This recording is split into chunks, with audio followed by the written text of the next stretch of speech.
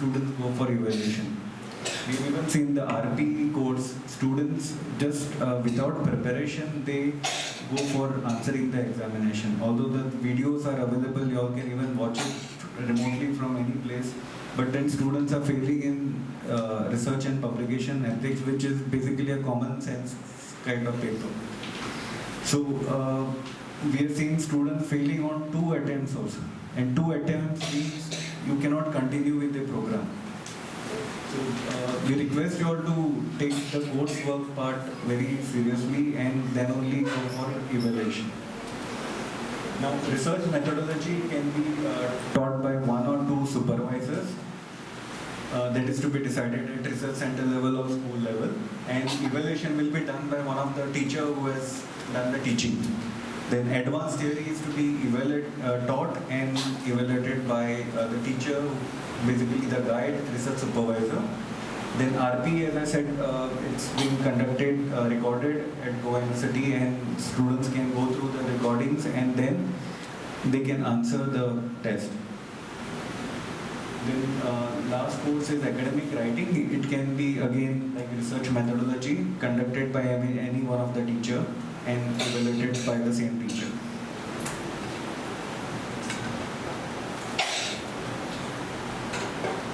These are the methods of evaluation of coursework. The student need to get minimum 55% marks in every course to be considered passed, and it needs to be written exam. 50% needs to be at least written exam. The teacher can decide which mode. These are the modes.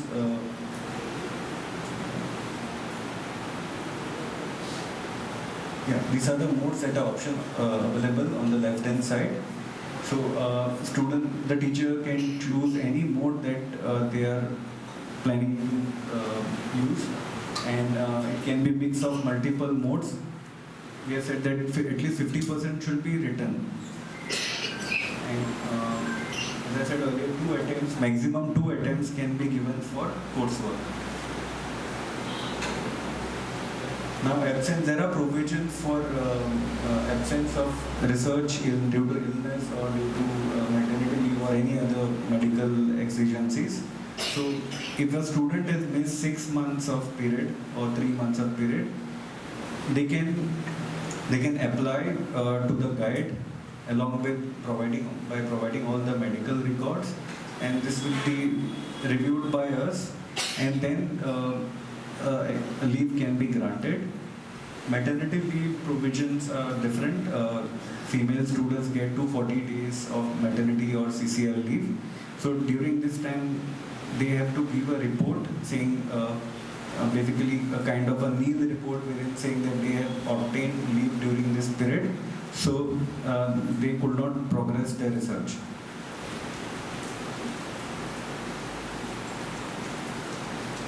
And there are provisions for changing of registration from part-time to full-time or full-time to part-time. If a student, when they registered, they started as a part-time candidate, but then now if they want to full-time focus on PhD, they can convert their registration. In the new ordinance, there are no, in the earlier ordinance, there were provisions wherein part-time students were required to apply for extension after 6 years. There was a full-time students had 1 reduced year to complete their research, but there is no such distinction in the new ordinance. All students get 6 years plus 2 years. So even some students, if they have joined on full-time basis and if they want to get into employment, they can also apply for conversion. Residency. So PhD program basically is not a distance or online program. It has to be offered in the regular mode when there is when they are in contact with the teacher guide and the DRC members. Even we insist that DRC should be conducted in physical mode only, so that there is feedback provided, proper feedback provided by the experts to the students. Now, in special cases, we have been permitting students, maybe due to family exigencies or medical issues, we have permitted students to live outside Goa. or even students who have to collect, who are doing a research which is the area of research is outside the state after the geographical boundaries of Goa, they can travel and even stay outside. Such cases we have given them permission. Now, as I said, 240 days of leave is available for female students. However, this is counted in the entire duration. So, maximum female students get 10 years. So, this will be counted in 10 years. It is not 10 years plus 240 days. Then these are the provisions which are applicable in case of termination of registration. I have put up the extract as it is, so you all can go through it. So basically, in case if the student fails to submit two DRC report, two RAC reports to consecutive, then they are liable for cancellation. Secondly, in case of two unsatisfactory reports, the student's registration is liable for cancellation.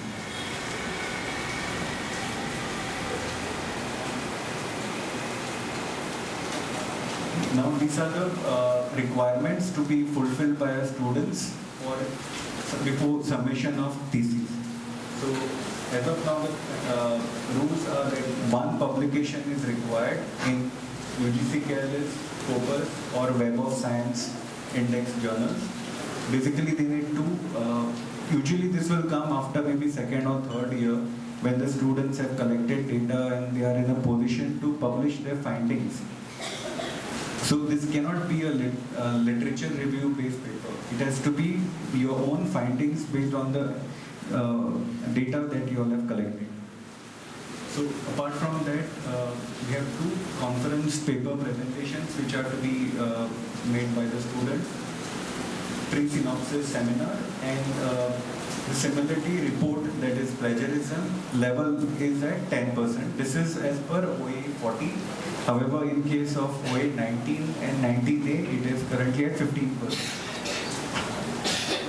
However, this may change, so you all can go through the circulars of university. Now, currently UGC has stopped UGC Care. They have discontinued, they've basically frozen the UGC Care list from Feb 11 onwards. So, university is in the process of, the latest guideline of UGC has come for, basically they have suggested guidelines for identifying journals. So, the university is in process of identifying list in every subject. There will be committees constituted who will go through all the parameters and identify a list of journals which will be accepted for every subject. This will be applicable for direct recruitment, CAS and PhD and even for guideship. So till that time, students can submit a manuscript for publishing in journals which were included in UGC Care as on 11th Feb 2025. So till the time we come up with the guidelines, it may take another 2 or 3 months to do that. Till the time you all can continue to publish in UGC Care list or preferably Scopus or Web of Science. So these are the timelines for submission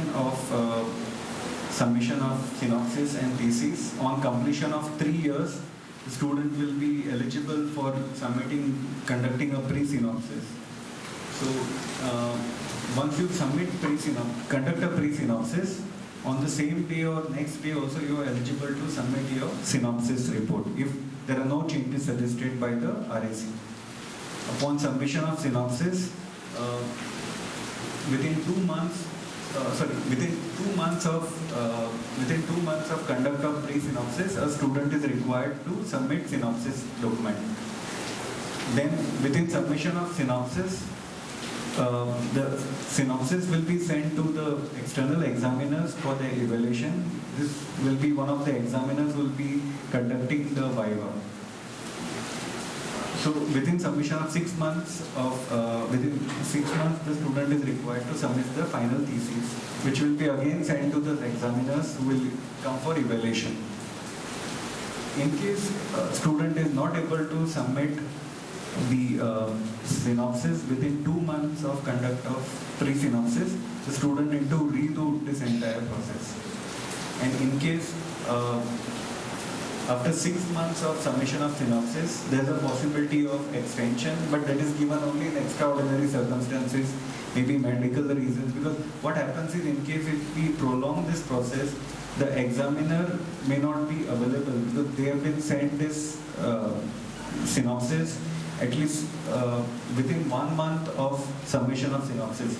So they must have gone through it around 5 months back. So in case if you all don't send it on time, they may not be available, and we'll have to redo this process again. So right from again completing the pre-synopsis. So please ensure that when you all are ready with pre-synopsis, you'll have to submit your thesis maximum within 8 months. Now the documentation for synopsis.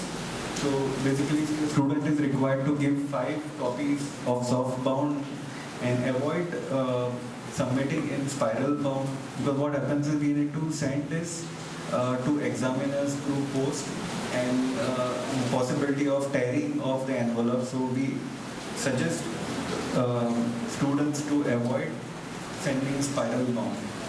Then the guide needs to submit panel of examiners as per the prescribed provisions of the ordinance. They need to be at the level of professor. Then a synopsis form is to be certified and given. Then fees are to be paid, and again similarity of 10%. Similar provisions are there for thesis submission as well.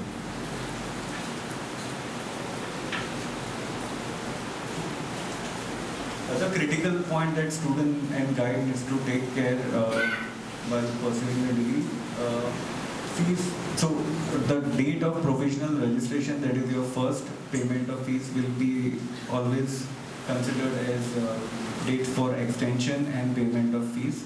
The university from research centers, students, university collect an administrative fee of about 12-13,000. And other fees are collected, tuition fees are collected by either university schools in case if the student is registered on campus, or by the concerned research centers. Then students also have an option of paying the payment on pro rata basis in case if the students, in case if they just need 3 months after completion of 1 year, then students can also pay on pro rata basis only for 3 months, 1/4 of the fees for that year. Then senior citizens and superannuated teachers, basically senior citizens, they are exempted from payment of tuition fees. So this is one advantage wherein we have even seen students, even faculty members pursuing their second PhD after superannuation. So this is one of the advantage, benefit that teachers have, or even any general public have. I'll come back to this slide later. Okay, now in case of transfer or reallocation of PhD scholars or supervisors, so there are PhD scholars who have moved from one state to another, and it's possible for students to migrate their registration from maybe other university to Goa University, or even within the university. So if a student earlier was registered under a research center, and in case if you want to change the guide, that is possible. In case if there is a shift of transfer of guides, or the guide is appointed from a college to university, or from one college to another college, even that transfer is possible. Okay, only thing, in case of change of guide, the student have to ensure that due credit is given till that part where the original guide had guided him on that work. About co-supervisors, even I had received one of this question about guidelines for co-supervisors. Basically, co-supervisor or co-guide can be appointed in cases where the area of research or the topic is interdisciplinary, where the objectives are interdisciplinary. We have appointed at Goa University in certain situation co-guide, but that is only for administrative purpose. They may be from different disciplines or from the same discipline, but the major objective is intent is in case where interdisciplinary research is required, you can have a co-guide from other subject also who may not be recognized in the same subject where student is registered for PhD.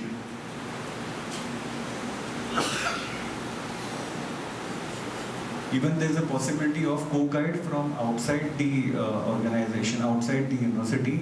However, but that co-guide has to apply for the recognition process of Goa University. Even earlier we had a system wherein during last 3 years of the service of guide can take up student, but however that guide faculty had to also appoint a co-guide, wherein on superannuation of the teacher, the guide, the co-guide will take over. But as per OA 40, such provisions are not there. The guides cannot take up any new students during last 3 years of their service. And these are some of the observations that we have seen and the requests that are received from students. Change of title and change of objectives, and there are provisions and you all can request for such change and approvals are given. This process ensures that there is no plagiarism, no two students are working on the same topic. That's why we have to maintain the area and the title of the research. We have all this data available on our website in case if student wants to join for a new program as a student, he can always go through the titles that are titles and area of research where students are currently pursuing PhD. Then name change, a lot of such requests are received, that is also possible, and we will suggest you don't wait for the award of thesis. A lot of time female students, they change their name after the marriage and they just send us requests before convocation dates. So at that stage it becomes difficult and then you all have to again change your names on the degree. So as and when you all get such certificates, you all can submit to us, we'll update the records. Then there are always delays, as I said earlier, students and even guides delay in conduct of DRC because of their preoccupation in college and other works. So we'll request you try to conduct all DRCs on time. A maximum delay of 15 days is acceptable. Otherwise, you may be liable for cancellation or termination of your registration. Another point is sending all the communications through proper channel. We have seen a lot of time guides directly send their DRC, RSC reports directly to the university. Please avoid doing so. You have to send all the communications. Those who are in service will know. All government documentation has to happen, communication has to happen through proper channel. In this case, needs to be sent through head of research center, that is either principal or any designated person, through then to registrar's office. It will come to us. In conduct of DRCs, RSCs in online mode, it is not preferable. Only in exigencies wherein the guides or the DRC members are not well, we have permitted such cases with prior approval of the Vice Chancellor. In absence of members, so in case if any DRC members, Vice Chancellor nominees are not attended consecutive meeting, please report such cases to us. They will have to request the Vice Chancellor to either change, because there will be no advice or suggestion given to the students and there will be no continuous monitoring. Then endorsement of all the reports. We have seen that many a times guides and the DRC members also, they don't verify the reports and sign the reports. So we have been advising all the guides and students to complete this, otherwise it will be resent and this will further delay. Clear recommendation, sometimes clear recommendation about extension, continuation or termination are not provided. we have seen that guides and even DRC members, sometimes they don't take clear stand, they just say unsatisfactory but continued. Even for the third consecutive DRC, so avoid making such recommendations, because we review every recommendation. If it's not proper, we'll send it back to you all for review. Then custody of file. We have seen some cases wherein the files remain with students. As a guide, you all have to ensure that in case wherever you all have access to, usually we maintain, in case of research center, we maintain those files. But even in case of university and even earlier time ways to follow physical file system in university, the student used to have, they used to carry those files. So avoid doing that, because then they will have access and they can take out documents. Yeah, so Q&A, I had received some question which sir had forwarded to me. I'll first try to answer that and then we can open up for Q&A. Yeah. I am also presenting it here, but I'm not sure if it's visible. I'll read it. So, guide us about coursework. So, I have already mentioned in detail about the coursework 12 credits. So, in case if any one of you have queries, then I'll be happy to answer it. Yeah.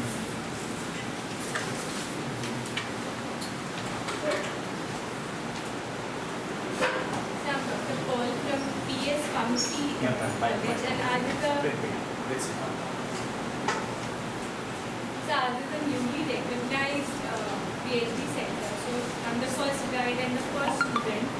So I wanted to know regarding these academic writing and the research methodology, 2 credits and 4 credits each. Is there any specified number of hours that the student should undergo? Yeah, so every 1 credit is 15 hours. So 4 credits, so 60 hours of teaching. And 1 credit for evaluation purpose, 1 credit is 25 marks. So the paper needs to be of 100 marks. Of which 50% has to be 50% has to be written, and entire 100% has to be evidence-based.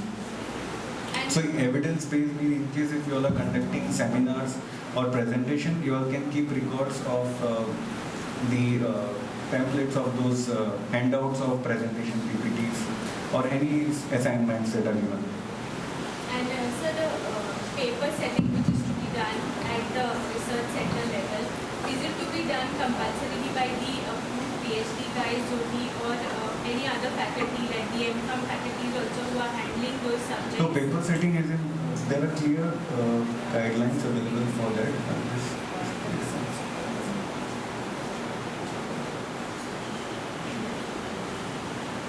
So research methodology needs to be conducted by one of the research supervisors at research center, and one of the same teacher can conduct the evaluation. The research methodology syllabus needs to be approved by Board of Studies. So in your case, pharmacy, the research center, Goa College of Pharmacy, they must have already taken approval. You all can get a copy from them or you can request us. Then advanced theory is to be approved by the concerned RAC. And research publication is already available. Academic writing also similar like research methodology, it needs to be approved by the Board of Studies. Even in certain cases we follow at school level at Goa University campus for entire School of Physical and Applied Sciences has one common paper for academic writing. However, in case of languages, they said it will be different for every language. So there were different paper in every language, Indian language or foreign language.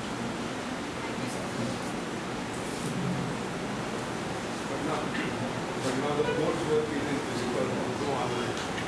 No, except research and publication ethics, because that paper UGC has put in a lot of conditions. They have said that the person needs to have 10 years of teaching experience on every domain. The module is divided into topics of ethics, then some part of library science, IPR. So we have recorded sessions from teachers who are like at professor level, like more than 10-20 years of experience. And those sessions are available for all the university students, affiliated college students. What I'm saying is on Swayam, if you see, there are research methodology courses which are already available online. But I think now most of the schools have decided that it is going to be a compulsory offline course at the department. So in case of academic writing, we are permitted for Swayam.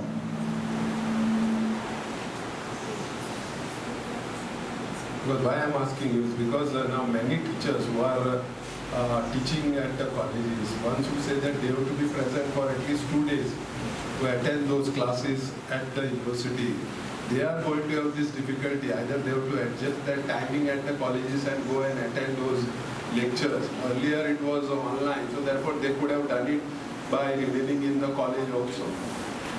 So what we had observed in some subject, there was no teaching going on.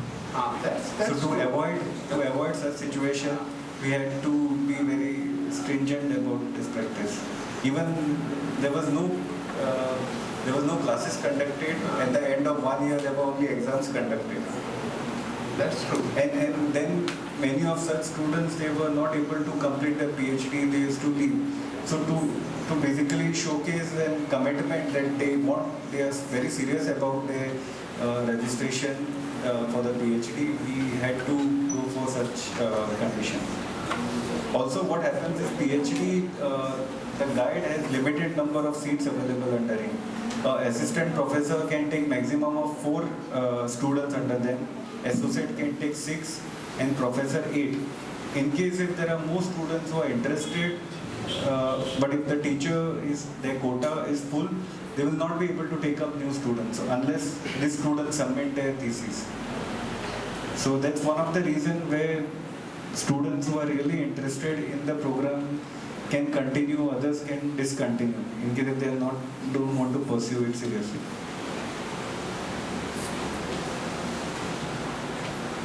So the second question is, I am a PhD research supervisor in chemistry and recognized by Goa University.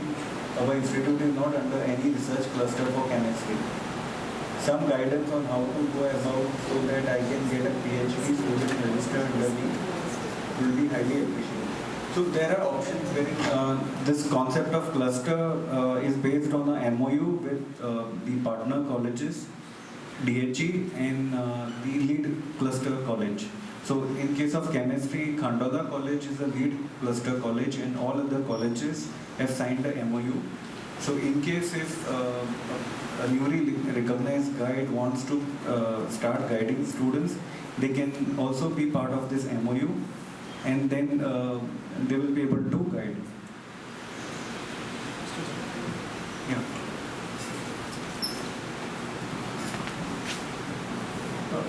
So thank you for answering that question.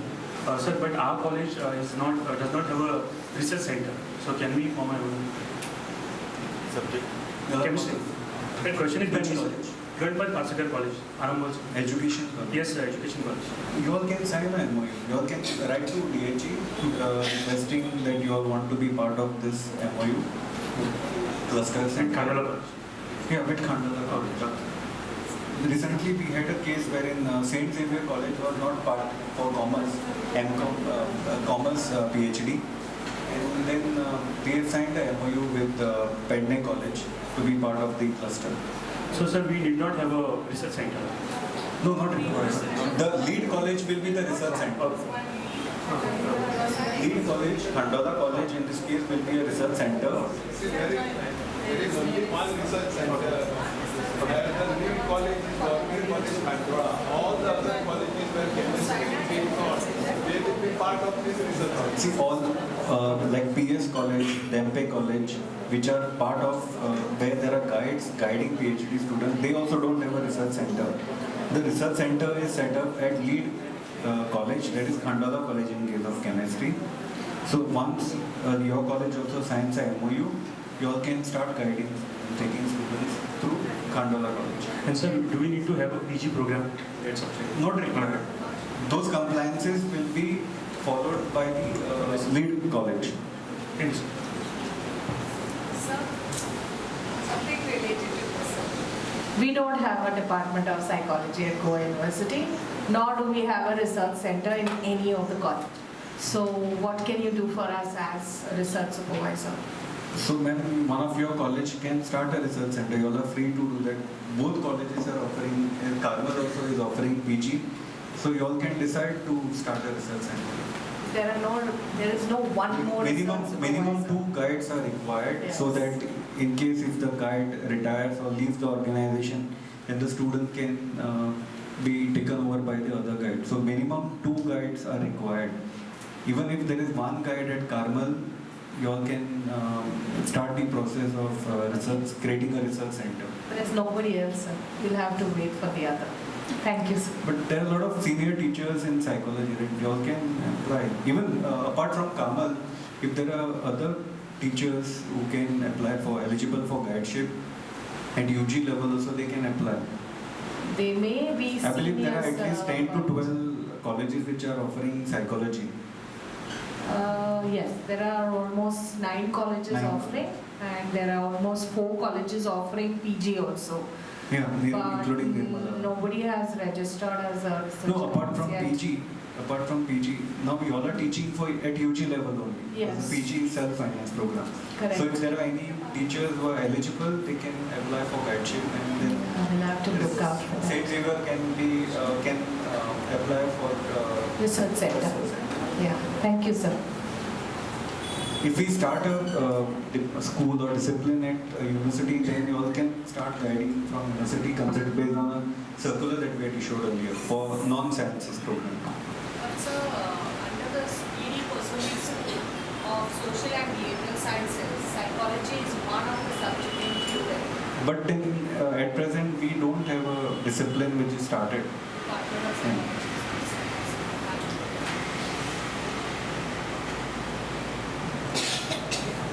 So point number 4 is there's a delay in grading for UGC approved SWAYAM.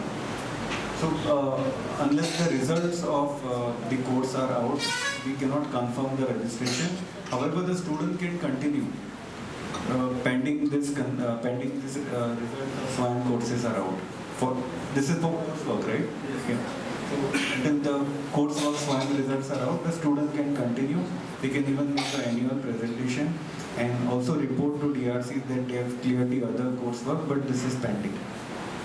This will lead to delay of maximum 1 or 2 months, not more than that. Then, is there a provision to recognize international online courses?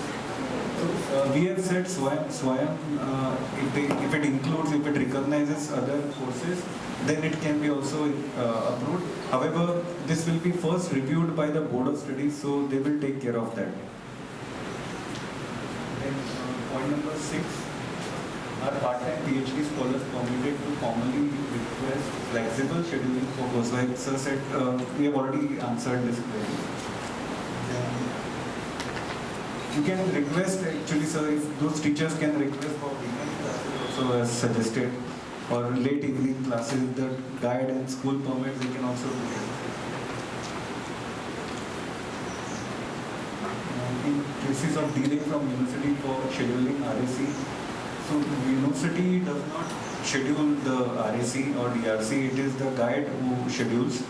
So, and generally a 15 days delay is acceptable in case of the teacher is occupied, or the guide is occupied, or the DRC members are not available.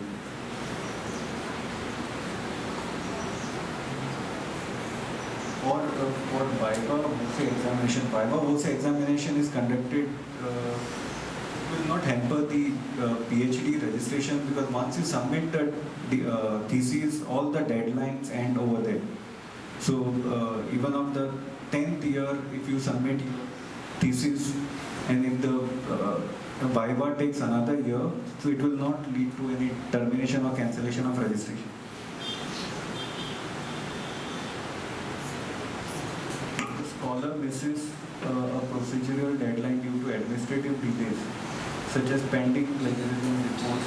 Generally, plagiarism report does not take more than 2 to 3 days. In case if you are facing any issue like termination or cancellation, then they'll take the responsibility if there's any delay from our side.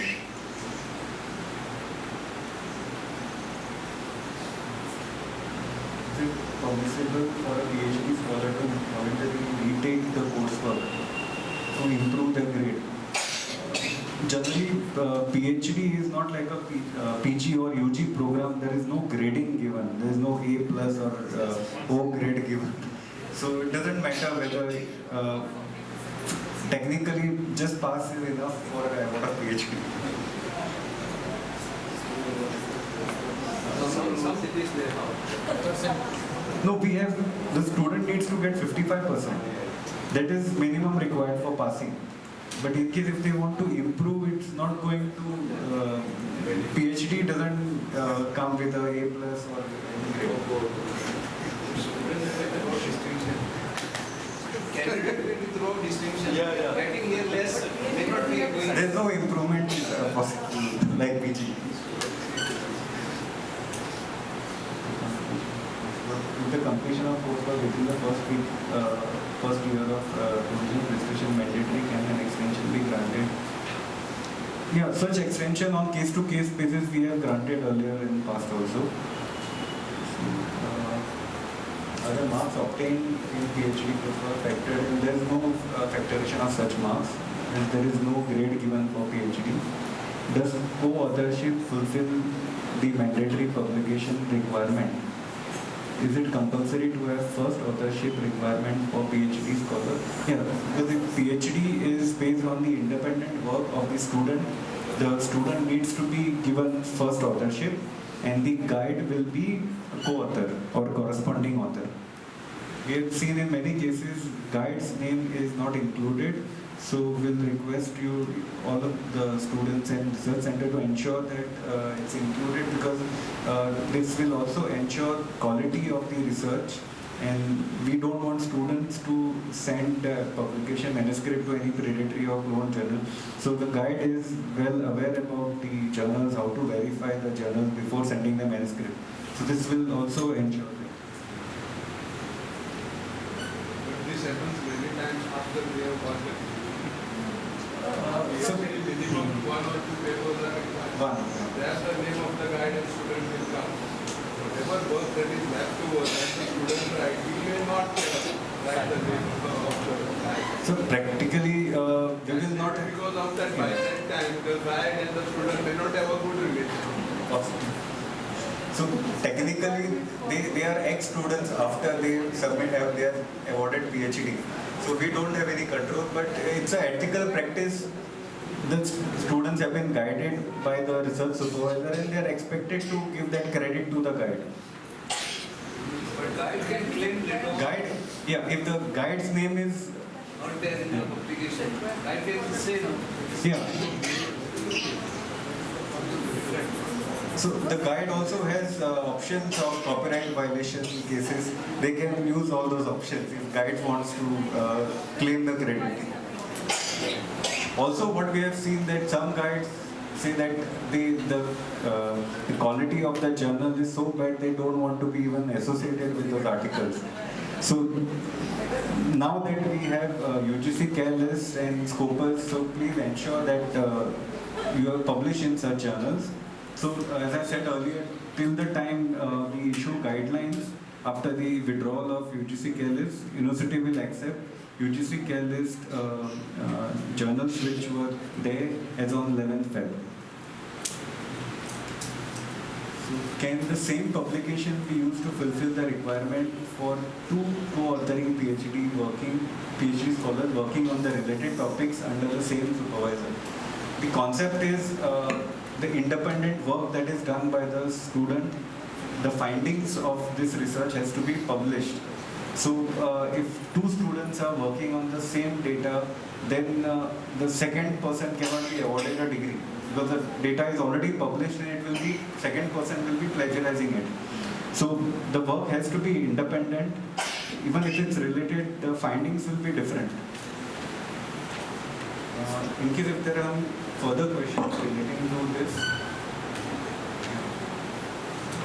Yeah. These are the online questions that sir had received. This is while registering Decoded. Thank you, sir, for the informative session. I had a little off-the-track question. Now, say if a student research scholar has availed a study leave, So the student, the research scholar is relieved from the college duties. And if the student, the research scholar, wants to enroll for a short-term course under UGC, can he or she still go ahead and register for a course on research methodology for that matter? Is it possible? Yeah? Yeah? During the study leave? So for us, those who are involved in administration or PhD, whether you all are on duty, whether you are on study leave, it doesn't affect us. Basically for us, you all are students. Maybe you all are teachers. That is for your employer to decide. Okay, the institution you are talking about. Institution to decide. Thank you. They must have given you leave on certain conditions. Yes. Some teachers we have seen, they wait till they finish with the study leave. They're only, on the last moment only, they submit the thesis or synopsis. So, but these are the conditions that are based on which the employer has given the particular teacher study leave. It's up to the institution to maintain that. Okay, thank you. Only point which I had made earlier, you cannot pursue another degree when you are enrolled for PhD. Certificate course like maybe FIP or that will be permitted. That will not land you in a degree. So we have instruction for a relieving order because they asked for a relieving order. For FIP. UGC, yeah. UGC course. See, generally what happens in case if you are registered at a university and if you are working at one of the college, you have been granted leave there. We have seen some cases wherein the colleges expect or the DHE expect that the student reports full time to the university research center wherever they are registered for PhD. But I don't think there are any clear-cut guidelines. It is said that they have to submit an attendance report.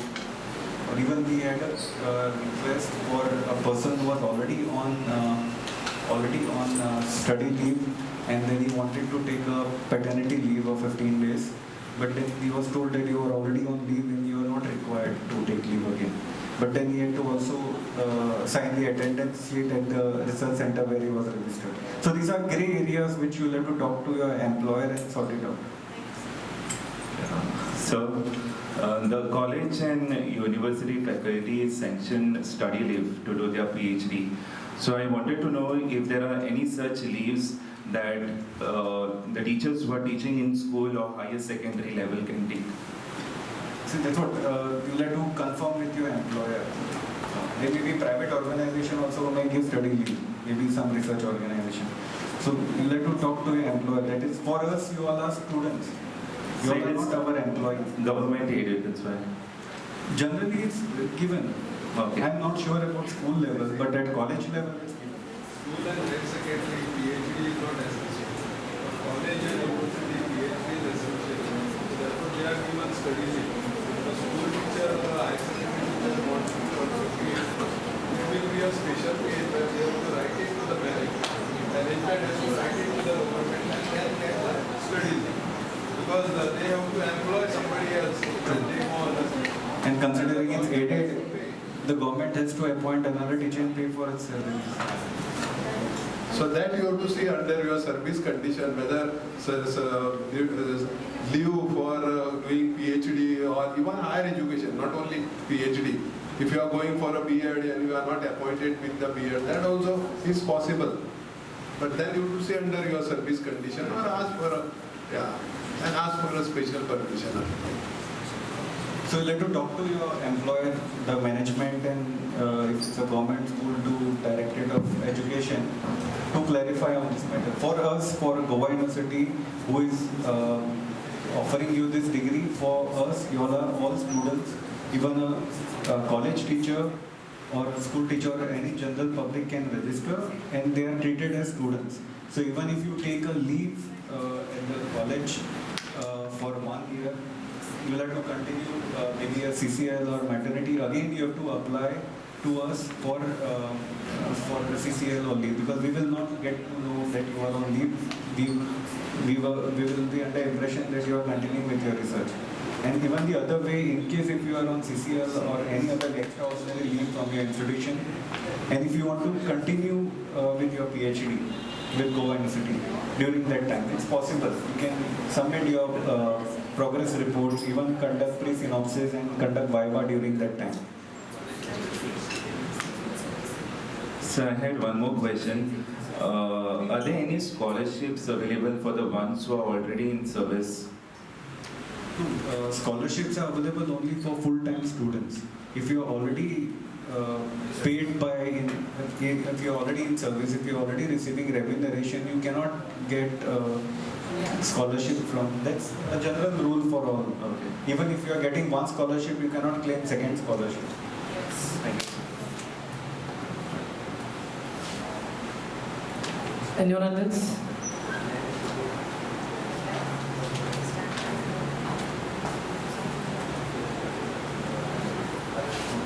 Thank you. So I'm also sharing my number of my staff, and these are the numbers of admission cell of PhD, and also the staff dealing with PhD administration. You all can always reach out to us through email or phone. I'd like to thank the principal and the management and Dr. Mori for giving me an opportunity to come and have a session on this, and I'd like to assure you that we will be having more such sessions at university level also, because I think this will really help in students to getting know what are the rules and responsibilities and duties. Even for it will be helpful for guides, so that we don't have, as I said earlier, we don't have any unpleasant cases. Thank you.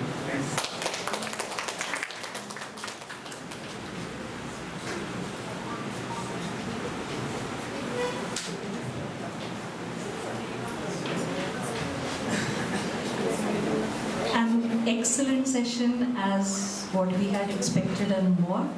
Thank you, sir. Yes, for the greater good, and I assume that all of you agree that it was for a greater good. Just a special mention, sir, your slides were excellently designed.